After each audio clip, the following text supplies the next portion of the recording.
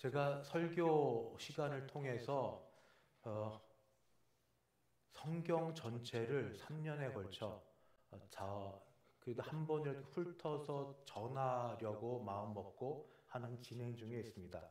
구약과 신약을 걸쳐서 하던 중에 에스라서를 폈는데 너무 감사했습니다. 너무 감사한 이유는 하나님이 창조주 하나님으로서의 갖는 비밀을 우리한테 밝히 보여주셔서 감사했습니다. 그걸 계시라고 하는데 계시를 들어 보여주시는 겁니다. 성경은 그래서 시작과 중간과 마지막을 분명히 보여줍니다.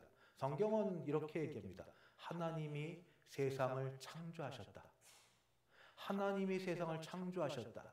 하나님이 세상을 창조하셨다고 증명하지 않으십니다. 선포하실 뿐입니다. 하나님이 창조주 하나님을 선포하시고 창조하신 가운데 세상과 그리고 우리가 있지만 죄 지은 우리는 죄값을 치러야 됨에도 불구하고 우리를 사랑하셨다. 사랑하셔서 우리의 죄대로 하나님의 진노를 받게 하지 아니하시고 그 아들 예수님을 보내셔서 죄값을 치르게 하셔서 우리로 다시 하나님의 자녀 삼으시고 천국 가게 하셨다 하는 겁니다. 그러다가 이제 마지막 종말을 또 우리에게 보여주셨습니다. 종말이 있을 거다. 종말이 있을 거다. 여러 현상들이 다 있을지라도 최종 종말은 주 예수님께서 부활하시고 승천하신 대로 다시 이 땅에 오시는 것이 그때가 종말이다. 그때까지 살아있는 자들은 살아서 주의 영광을 신령한 몸으로 볼 것이고 죽어있는 자들도 몸과 영이 같이 부활하고 연합하여 볼 것이다 하는 말씀을 보여주십니다. 이것이 성경 이야기입니다. 시작과 마지막과 중간이 있는 이 모든 시작과 종말과 이 모든 과정 속에 특별히 하나님이 세상을 다스리시는데 세상을 어떻게 다스리든가 자기 백성 선택한 유다 백성을 통하여서만이 아니라 이방인을 통하여서 다스리신다 하는 것을 오늘 말씀 에스라서에서 보여주고 있습니다. 어떻게 다스리시는가? 세 가지 방법 다스리시는데 첫 번째는 말씀으로 다스리십니다. 또 예언하신 말씀으로 다스리십니다. 1절을 보면 바사왕 고레스 원년에 여호와께서 예레미야의 입을 통하여 하신 말씀을 이루게 하시려고 선지자 예레미야로 하여금 이 이스라엘 유다 백성이 죄를 범하자 죄값을 치르겠다고 너희가 바벨론의 포로로 끌려갈 거라고 그럼 끌려간 다음에 그대로 두지 아니하시고 70년이 되면 돌아오게 할 거라고 하나님이 이미 예언을 하게 하셨습니다. 예레미야 29장 10절에 보면 70년이 차면 내가 너희를 돌아보아 너희를 이곳으로 돌아오게 하리라 하신 말씀이 예레미야 선지자를 통해 이미 되어 있습니다. 하나님께서는 말씀을 통해 세상을 다스리십니다. 이 말씀은 힘이 있고 능력이 있습니다. 말씀은 단순히 이렇게 살고 저렇게 살아라는 도덕적, 윤리적 교훈만 전하여 주지 않습니다. 말씀은 힘이 있는 게 현실을 바꿀 수 있는 힘이 있습니다. 어떤 현실입니까? 포로된 자들이라 할지라도 포로에서 돌아오게 하는 그런 힘이 있습니다. 왜냐하면 하나님이 말씀하셨으니까. 무에서 유를 창조하시던 불가능을 가능케 하시던 하나님이 말씀하시면 됩니다. 그가 말씀하시면 이루어집니다. 하나님은 말씀으로 세상을 다스리시고 말씀으로 세상을 움직이시고 하나님은 말씀으로 역사를 주관하십니다. 하나님 말씀하신 대로 그리고 다시 오십니다. 기억하시고 말씀대로 이루어짐을 잊지 마시기 바랍니다. 두 번째는 하나님 어떻게 세상을 움직이시는가? 세상 왕에게 마음을 감동시켜 주셔서 세상의 역사를 주관하십니다. 오늘 말씀을 다시 1절을 읽으면 이렇게 됩니다. 바사왕 고레스 원년에 페르시아 왕이고 이때 다시 바벨론을 침략해서 바벨론을 패퇴시킨 그런 강대국입니다. 고레스 원년에 여호와께서 예레미야의 입을 통하여 하신 말씀을 이루게 하시려고 그 다음 바사왕 고레스의 마음을 감동시키심에 사람의 마음을 감동시키십니다. 사람의 마음을 감동시키셔서 그가 온 나라에 공포도 하고 조서도 내려 이르되 뭐라고 얘기하는가? 2절 바사왕 고레스는 말하노니 하늘의 하나님 여호와께서 세상 모든 나라를 내게 주셨고 나에게 명령하사 유다 예루살렘에 성전을 건축하라 하셨으니, 이거 놀라운 일 아닙니까? 지금도 세상에 권력을 갖고 있는 사람은 자기가 한 일은 요만큼 했으면 이만큼 부풀려서 이야기하려고 합니다. 처음 시작은 작았을지라도 가서 말할 점점 커지고 마지막에 이렇게 커집니다. 거기 조금 더 나쁜 사람은 자기가 안 한 것도 했다고 합니다. 남이 한 것도 빼앗아서 자기가 했다고 치하받기를 원합니다.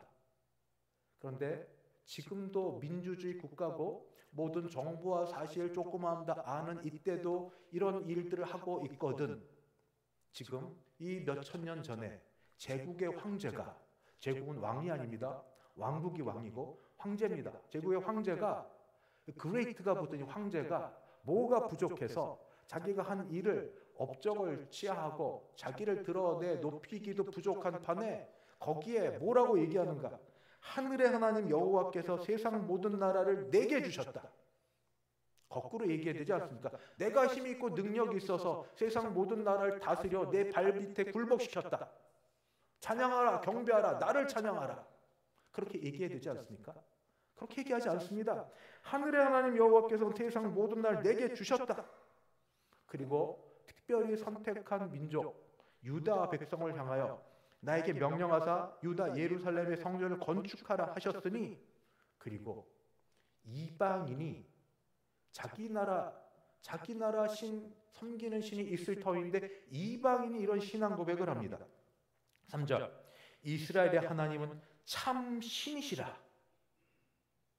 이게 될 법한 이야기입니까? 이게 말이 되는 이야기입니까?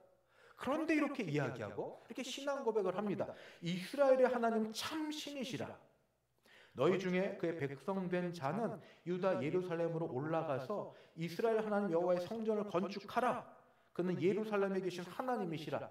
바벨론이 쳐들어와서 예루살렘 성전을 다 무너뜨리고 성을 다 파괴한 걸 알고 있습니다.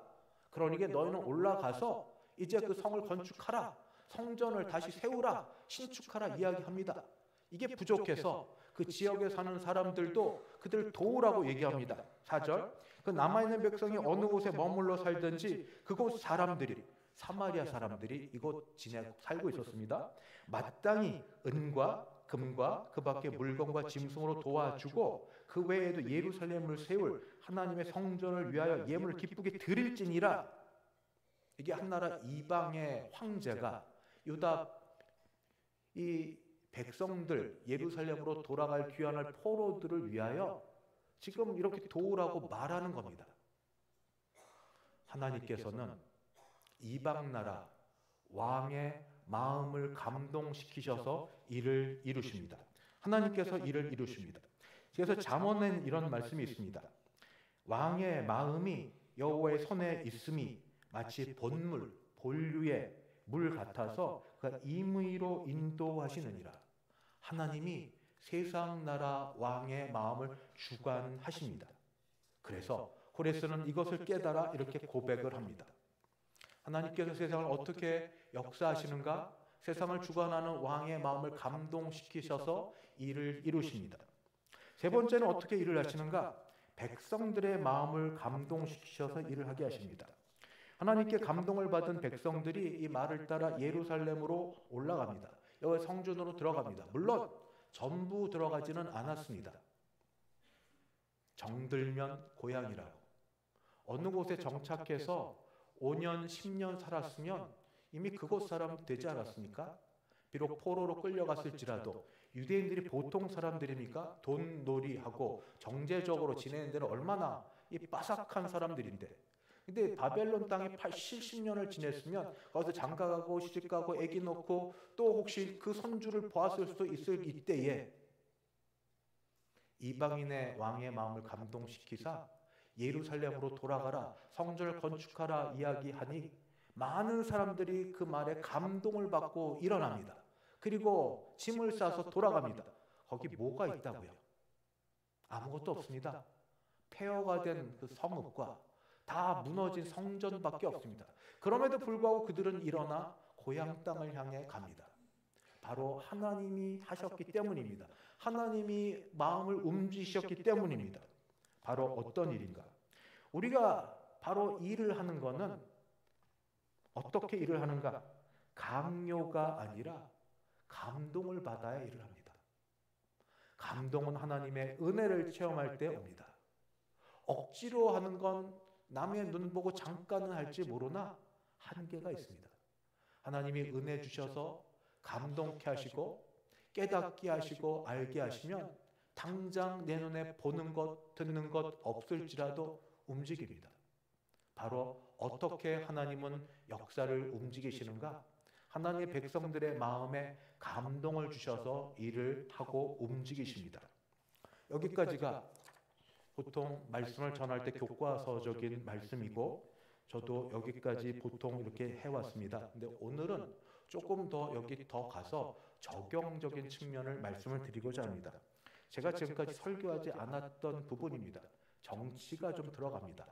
그러니까 그래도 오해하지 마시고 어느 특정 누구를 지지하거나 또 안 좋게 얘기하는 게 아니라 저도 동시대를 살아가는 사람으로서 고민해왔던 부분이어서 하나님이 세상 역사를 다스리고 주관한다는 말씀을 들으면서 그러면 어떻게 지금 이 역사도 하나님이 주관하시는지 적어도 성경과 더불어 묻고 씨름하고 거기에 해답을 얻어야 될 것 아닙니까?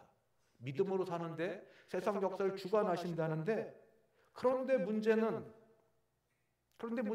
과거 역사를 보거나 현재 역사를 볼 때 어떤 사람들은 그렇게 하나님의 뜻대로 하나님을 기쁘시는 대로 그렇게 통치하거나 다스리고 싶고 있지 않은 것 같은데 그럼에도 불구하고 설교에서 목사님이 그렇게 말씀했다고 해서 성경에 있다고 해서 그 말씀 그대로 따라가라고 하기에는 많이 어려웠습니다. 저는 83학번입니다. 대학을 83년도에 들어가서 그때 전두환 대통령, 노태우 대통령 바뀔 때였습니다. 국가조창기도회가 있을 때 그 젊을 때 마음에 로마서 13장 1절 모든 권세는 하나님 나지 않음이 없음이라는 것을 혹시 인용하며 그렇게 독재 정권에게 기도하는 것을 볼 때는 마음이 별로 안 좋았습니다. 혹시 저하고 조금 생각이 다르셔도 그냥 한 젊을 때 고민이었다고 이해하시고 들어주시면 감사하겠습니다. 그래서 고민하던 것들을 좀 정리해야겠다 하는 말씀에 어떤 거는 제 개인의 이야기고 개인이라고 말씀드릴 거고 어떤 건 성경적이라고 말씀을 드리겠습니다. 적어도 성경에서는 이렇게 말씀합니다. 하나님은 그때 거기서 세상 왕들의 마음을 주관하고 다스렸던 것처럼 지금도 하나님은 세상 역사를 주관하시고 다스리십니다. 하나님의 말씀은 그때나 지금이나 변함없고 유일하시기 때문입니다. 로마서 13장 1절도 그때 그 상황에서는 같이 읽고 싶은 걸 좀 피하고 싶은 말씀이지만 그러나 성경 말씀입니다. 내 상황 따라 내 마음 따라 변화될 수 있는 게 아니어서 여전히 권세는 하나님부터 나지 않음이 없음이 맞습니다. 그래서 해야 될 일이 무엇인가? 기도입니다. 현실적으로 기도해야 됩니다. 디모데전서 2장 1절부터 2절은 왕들과 높은 지위에 있는 모든 사람을 위해 기도하라라고 권면합니다. 왜냐하면 하나님께서는 우리 모두의 기도를 통하여서 통치자들이 영향을 받고 기도를 통하여 그들의 마음의 변화가 있기를 원하시기 때문에 우리더러 기도하라고 말씀하십니다. 그러나 여기에 조금 더하여서 성경을 따라 분별하라고도 말씀하십니다. 뭐라고 말씀하시냐면 모든 정치적으로 일어난 일들 또는 통치자의 결정이 곧 하나님의 뜻과 동일하다라고는 생각하지 마십시오. 내가 누구 특정인을 지지하거나 지지하지 않아서가 아닙니다. 우리를 봐서도 그럽니다. 예수를 믿는 우리도 결정하는 모든 것이 늘 하나님의 뜻과 동일합니까? 자신 있습니까? 예수를 잘 믿는 나도 늘 하나님의 뜻에 서 있고 조금도 잘못이 없습니까? 추석 연휴 긴 기간을 보냈습니다. 연휴 시작할 때 마음들이 저와 동일할 겁니다. 어디 가든 이 긴 연휴 기간 동안 감사하며 죄 안 짓고 살아야지 그렇게 기도하고 시작했을 터인데 정말 죄 한 번도 안 짓고 마음으로 말로 행동으로 하나님의 사람이니까 잘 지내셨죠? 성령 충만하게. 그런 분 감사합니다. 그러나 그렇게 결심하고 기도했음에도 불구하고 넘어지는 게 의리 아닙니까? 한 개인도 그러하거든. 이런 개인이 예수도 믿지 않는 어떤 자가 정치 지도자가 되어서 어떤 일들 행하려고 할 때 그것이 곧 하나님의 뜻이다라고 쉽게 단정짓지는 말자 하는 게 제가 드리는 말씀입니다. 그거 왜 그러냐면 하나님께서는 이제 조금 있다가 말씀드리는데 조금 더 진행하면 조금 더 민감한 이야기를 조금 더 드리겠습니다. 그럴 때 지금 현재 이야기를 좀 드리겠습니다. 러시아의 푸틴 대통령이 우크라이나를 침공한 건 하나님의 뜻입니까?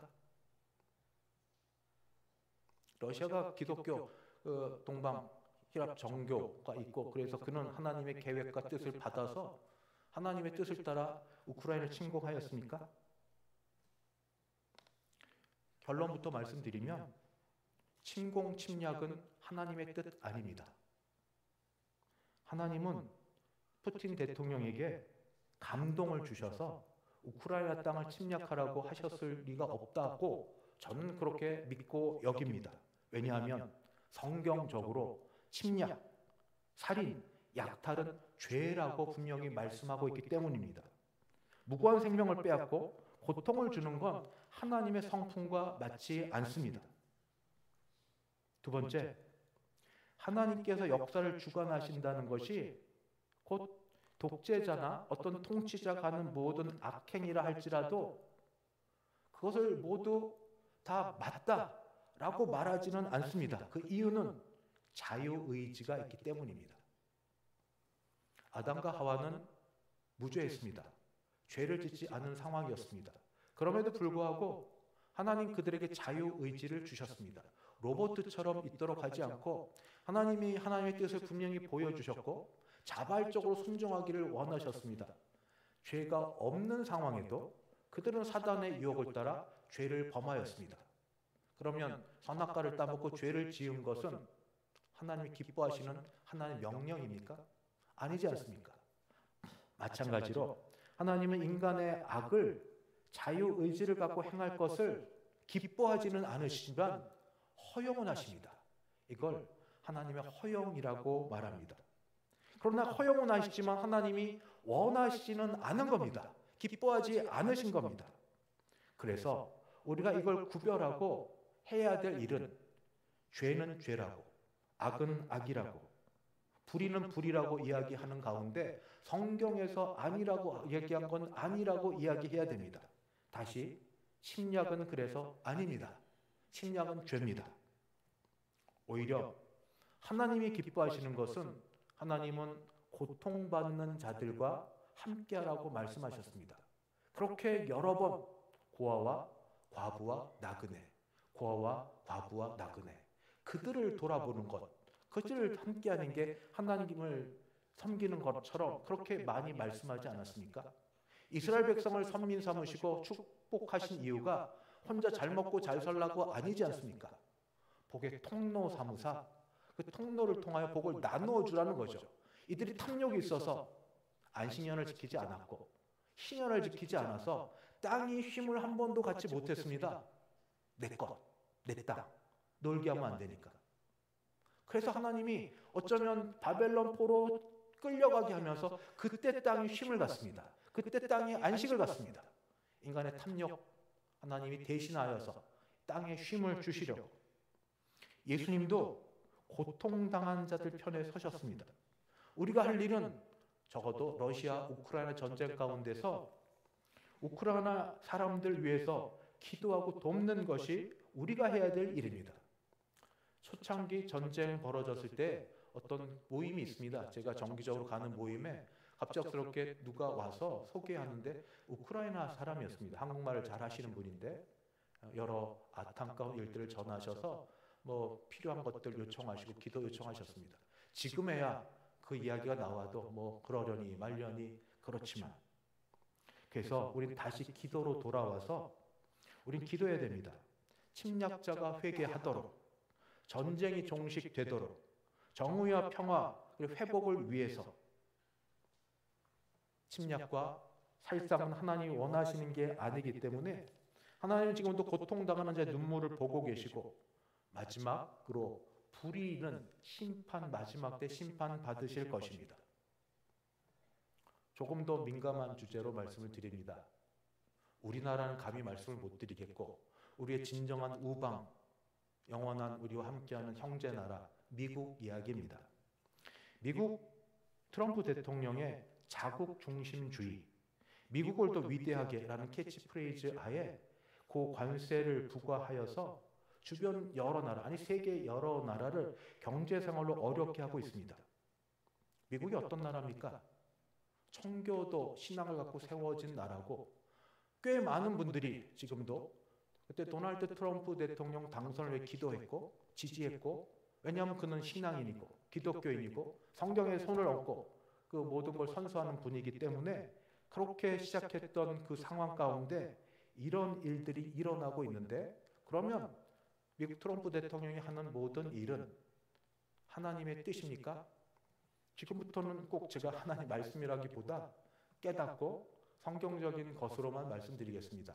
어떤 데는 얘기하면 막 문자 폭발이 된대요. 목사님 틀렸습니다. 이렇게 해서 좀 사과 좀 그러니까 말씀이 나와서 하는 겁니다. 제 결론은 이렇게 됩니다. 우선 기독교 국가라는 개념을 다시 생각해 봐야 됩니다. 유대 나라 이스라엘을 제외하고는 기독교 국가가 정말로 크리스텐돔이라고 하는데, 기독교 제국, 유럽부터 시작하여서 정말 제대로 있는지는 학자들도 고민하고 있습니다. 왜냐하면 성경을 제외하고 특별한 이 구속 역사를 제외하고 하나님이 언약을 세워서 특별한 나라로 온전히 삼으신 게 있는지, 물론 부정하지 않습니다. 미국의 시작이 청교도들이 그곳을 가서 거기서 추수감사절 드리면서 그 신앙을 따라 모든 정치 이반이 되고 가르쳤고 지내왔다는 걸 인정합니다. 그러나 지금도 여전히 그런지, 청교도 신앙을 따라 기독교 신앙으로 온 사회와 온 법과 질서가 하나님의 뜻을 기뻐하라 드리는 그런 미국인지는 구분해야 된다고 여겨집니다. 두 번째, 개인의 신앙과 개인의 신앙 갖고 있는 것을 가지고 정책을 펼치는 것도 구분해야 됩니다. 지도자가 기독교인이라고 주장한다 해도 그의 모든 정책이 자동적으로 기독교적이지 않을 수 있습니다. 잘 듣고 얘기하십시오. 뭐든지 아니라는 게 아닙니다. 기독교인이라 할지라도, 개인 신앙이 기독교 신앙을 갖고 있다 할지라도 그 사람은 지도자이기 때문에 여러 복잡 다단한 여러 일들을 보면서 기독교 국가만으로 되어 있지 않은 상황 속에서 하는 정책과 실행이 기독교적이고 성경적이 아닐 수도 있습니다. 구분하셔야 됩니다. 그래서 어떻게 평가해야 되는가? 열매로 평가합니다. 다른 열매 아니라 도덕성입니다. 그 모든 결과가 적어도 성경적이면서 모두가 볼 수 있는 대로 약한 자를 돌보는가? 하나님은 약한 자를 돌보시기를 원하시니까. 정의로운가? 하나님은 공의롭고 정의로우시니까. 이웃사랑을 실천하는가? 하나님 그렇게 하라고 하셨으니까. 바로 이런 것들을 가지고 우리 돌아봐야 됩니다. 그리고 세 번째, 자국 우선주의에 대한 말씀입니다. 어떤 나라 대통령이 자국 우선주의를 하지 않겠습니까? 싸우고 욕먹더라도 자국 우선주의를 해야 되는데, 이제 정당한 국익 추구하는 것과 이기주의가 극심으로 가는 것 사이에서도 구분해야 됩니다. 국가 지도자가 자국민의 그 우선하여서 복지를 내세우는 건 당연한 일입니다. 그런데 성경으로 말하면 성경은 자국민을 넘어서 이웃사랑을 전 세계 차원으로 넓힙니다. 국경을 넘어섭니다. 하나님은 한 나라의 하나님이 아니라 온 세상의 하나님이시기 때문입니다. 그래서 하나님 모든 지도자에게 정의롭고 공평하게 다스리라고 하셨습니다. 하나님의 관점은 한 나라에 머물지 않고 전 세계로 펼쳐져 있습니다. 조심해서 말하면 하나님은 미국인만의 하나님이 아니시고 전 세계인의 하나님이십니다. 아메리카 퍼스트, 미국 우선주의는 도널드 트럼프 대통령이 외칠 수는 있지만, 그러나 적어도 기독교 신앙인이라면 그걸 따르면서 동시에 같이 가도록 외쳐야 되는 게 있습니다. 하나님의 뜻 우선으로. 대통령이 말하고 생각하는 모든 것이 하나님의 뜻에 합치하도록. 그래서 뭐 해야 됩니까? 기도해야 됩니다. 기도하고, 그리고 이야기하고. 특별히 조심스러운 것 하나 더 하면 우상화하지 말아야 됩니다. 특정 국가나 정치 지도자를 하나님처럼 동일시하는 것은 우상 숭배에 가깝습니다. 구약의 예언자들은 자국의 왕들에게도 안 좋은 소리 했습니다. 왕들이 독재적으로 하나님 뜻을 거스려 지낼 때에 진정한 신앙인은 정의롭지 못한 정책에 침묵하지 않습니다. 그래서 다시 모든 지도자들 위해 기도해야 됩니다. 우리 해야 될 일, 내가 좋아하는 지도자가 지금 대통령이 되었던 아니었던, 이건 모든 사람이 해야 됩니다. 그리고 기본은 축복해야 됩니다. 잘 되도록. 그래야 내가 잘 사니까 잘 되도록. 그러나 알아야 될 건 그가 하는 모든 일들에 무비판적으로 지지해서는 안 됩니다. 우리는 기도하는 가운데 하나님의 뜻을 따라 겸손과 긍휼과 정의가 실현되는 것이 되도록 기도하고 그렇게 하나님께 올려드려야 됩니다. 마지막, 세상 역사를 주관하시는 하나님이시라면, 이건 주의 뜻과 관련돼서 드립니다. 그런데 하나님은 그 큰 데만 관심이 있으시고 작은 데는 관심이 없으실까요? 예를 들면 여기 계신 한 분 한 분, 또는 이 자리에 잘 나오지 못하거나 와도 그냥 억지로 나와서 형식 따라 그냥 예배드리며 갈 때는 그만한 이유가 있습니다. 왜냐하면 소위 세상에서는 그들을 또는 우리들을 이렇게 부르기 때문입니다. 루저, 경쟁에서 진 사람. 또 여러 악순환이 되풀이되는 가운데 금수저도 아니고 은수저, 흙수저, 태생이 그렇고 살아온 게 그렇고, 또 이런 게 악순환은 순환됩니다. 악순환이 되풀이, 앞날이 조금도 보장되지 못하는 삶, 캄캄한 내일. 부모님이 최선을 다해 양육하고 키워주신 건 감사한데 때때로 이 악한 이 욕심의 마음에 부모님이 원망스러울 때도 있습니다. 조금 더 이렇게 해주셨으면. 근데 어쩔 수 없지 않습니까? 알면서도. 그러니까 그런 것. 나도 교육받고 싶었습니다. 남들처럼 공부만 하면 뒷바라지 잘해 주셔서 학원도 좀 가고 공부도 해서 대학 진학도 하고 싶은데 일찍부터 공부에는 할 수 없는 형편이고 직장, 직업, 전선에 나가도록 밀 수밖에 없는, 내가 가장 책임자가 되니 어릴 때부터 그런 나에게 불평과 분망과 원망이 있는 나의 인생, 나의 이야기. 하나님은 내 인생 가운데 찾아오셨고 나를 주관하시고 내게 개입하셨습니까? 여기 더하여 아프기라도 해보십시오. 남들이 모르는 질병이 있고 힘듦이 있어 보십시오. 하나님은 정말로 이렇게 하셨습니까? 세상 나라를 주관하시고 세상의 지도자를 주관하시는 하나님이 전능하시니 나에게도 찾아오셔서 내 인생 가운데 나의 모든 걸 주관하실 터인데 나를 아프게 나게 하시고 좋지 않은 환경 가운데 태어나게 하시고 여러 가지로 좋지 못하게 하신 게 하나님이 정말 그렇게 하고자 하신 뜻입니까? 여기에 대한 질문은 이렇게 드립니다. 아니요. 하나님은 그렇게 하기를 원하지 않으셨습니다. 이게 하나님의 전능성과 조금 위배되긴 하지만 우선 드릴 말씀은 이겁니다. 세상이 악합니다. 하나님은 우리를 또는 여러분을 아프게 태어나게 하시고 어려운 환경에 놓게 하시고 고통받게 하려고 하지 않으셨습니다. 오히려 답은 이 세상에 있습니다. 세상이 죄와 악과 불완전으로 가득합니다. 부가 불평등하게 분배됩니다. 건강이 불공평하게 나뉘어집니다. 기회가 주어지지 않습니다. 세습되는 건 좋은 게 가난만 세습됩니다. 이런 것들은 하나님 원래 원한 세상이 아닙니다. 하나님은 같이 어깨를 나누고 같이 잘 살기를 원하셨습니다. 왜 이런 일이 벌어집니까? 세상이 죄로 인하여 깨어졌기 때문입니다. 그리고 우리는 완벽하지 않은 세상 가운데 살고 있습니다. 그래서 핑계대는 건 아니지만 누군가의 죄 때문에, 사회구조의 불의 때문에, 자연의 불완전함 때문에 영향을 받아서 아무 관계없는 게 나비의 날갯짓 하나에 다른 모든 게 영향받는 것처럼 우리의 고난과 우리의 어려움도 여기 올 수 있는 겁니다. 결국 우리의 고난, 우리의 어려움은 우리 잘못도 아니고 하나님 잘못도 아닙니다. 예수님을 보십시오. 가난한 목수의 아들로 태어나셨습니다.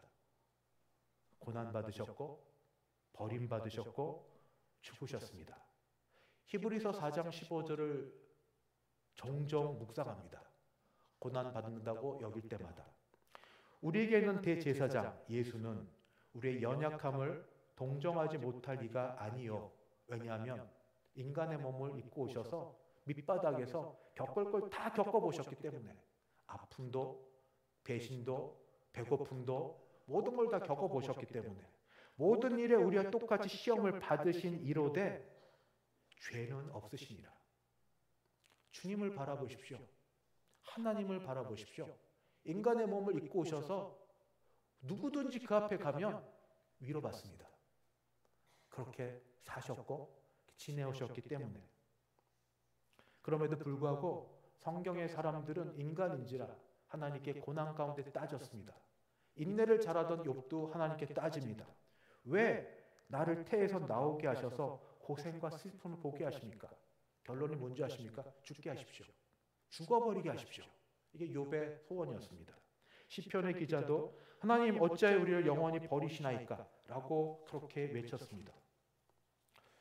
이럴 때 하나님은 어디 계십니까? 하나님은 어디 계십니까? 하나님을 다시 바라보면 하나님은 이런 악순환을 깨뜨리실 수 있는 분이십니다. 하나님은 가능하십니다.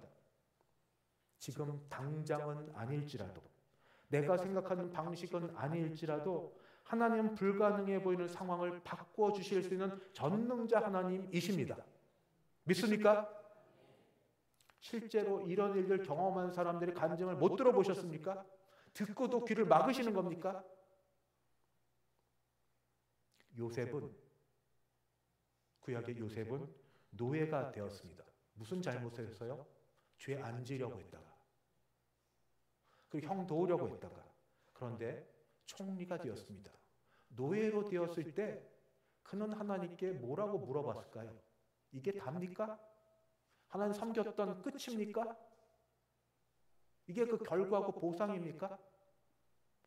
다윗은 양치기 소년이었습니다. 막내고 아무도 돌아보지 않았습니다. 선지자 사무엘이라도 아버지도 그를 챙기지 않았습니다. 그런데 그는 그 상황 속에서 따지지 않았고 화내지 않았습니다. 요셉이 총리 대신이 되고 그리고 다윗은 왕이 되었습니다. 제일 드리고 싶은 말, 서로 하지 말아야 될 금기 같은 말이 있습니다. 모든 게 다 이유가 있어요. 예, 그래도 안 와닿습니다. 왜 그 이유가 하필 나에게만 있어야 됩니까? 안 와닿습니다. 하지 마십시오. 하나님의 계획을 믿으세요. 지금까지 살았는데 안 돼온 걸 어떻게 더 믿을까요? 이거 잘 안 와닿습니다. 긍정적으로 생각하세요. 나쁘게 얘기하면 당신이 하세요. 그 대신에 이렇게는 말씀드리겠습니다. 현재 우리가 또 여러분이 겪고 있는 불의 또는 고통, 어려움은 사실입니다. 거기에 드릴 말씀이 없습니다. 그리고 거기에서 나오는 화가 있다는 것도 인정합니다. 그럼에도 불구하고 분명히 드릴 수 있는, 하나님의 말씀을 통해 드릴 수 있는 바는, 그럼에도 불구하고 우리는, 여러분은 하나님 보실 때 가치 있고 귀중한 사람들입니다. 그래서 변화의 가능성이 남아 있습니다. 하나님이 여전히 우리로 하여금 역사하시고 일하시면 무엇이 어떻게 될지 모르는 귀한 사람입니다. 세상 사람은 우리를 뭐라고 말할지 모르나 그들의 말을 믿지 마십시오. 대신 하나님의 말씀을 듣고 하나님의 말씀을 믿으십시오. 내가 너를 존귀하게 여기노라. 내가 너를 지었노라. 얼마만큼 사랑하시는가? 독생자 아들을 죽게 하면서까지 사랑한다고 하신 하나님 말씀을 믿으십시오. 입으로만 그럴싸하고 사실은 경쟁하고 모해하는 그런 주변 사람들의 말 듣지 마시고, 하나님은 지금도 역사하십니까? 예. 하나님은 지금도 세상을 주관하시고 역사하십니다. 왕들의 마음을 주관하십니다. 그래서 기도해야 됩니다. 좋아하든 싫든 간에. 하나님은 지금도 세상을 역사하시는 것처럼 내 인생 가운데 찾아와서 역사하십니까? 예, 그렇습니다. 그리고 내 인생은 아직 끝나지 않았습니다. 오늘도 숨쉬고 살아갑니다. 내일 어떻게 될지 아무도 모릅니다. 기대하고 바라고 믿는 자에게 믿음대로 역사하실 줄 하나님 말씀을 대로 믿으면서 기다리시고 하나님 바라고 같이 기도하십시다. 좋은 일이 있을 때 서로 나누셔서 하나님이 하실 일들에 같이 은혜로 풍성한 우리 모두 되시기를 주의 이름으로 축원합니다. 기도하겠습니다.